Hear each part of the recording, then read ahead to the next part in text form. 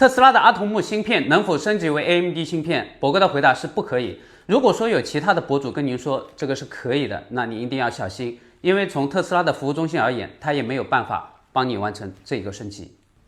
大家所了解到的国产的 Model 3跟 Model Y 啊，它主要的这个芯片的话呢有两种，一种是阿童木，一种是 AMD。那么这里给大家做一个展示哈，来看一看。上面的这一块是阿童木芯片，下面这一块呢是 AMD 的芯片。那为什么要跟大家所展示的是这样子的移植更换下来的这个主板呢？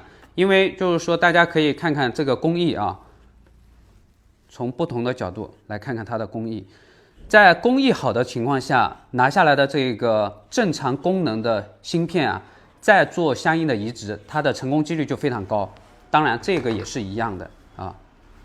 那么这两块板呢，叫做娱乐主板。特斯拉的娱乐主板主要负责哪些功能呢？有 4G、WiFi、地图、语音识别、音乐播放以及车辆的中控显示屏显示功能。如果您的特斯拉遇到了刚刚提到的几类问题，那么主要要考虑的就是主机的 XPC。那您在质保期内的话呢，找特斯拉的服务中心进行一个质保。如果说您出保的话呢，就可以找到专业的对特斯拉主机主板特别专业的地方进行一个妥善的维修，给到相应的质保。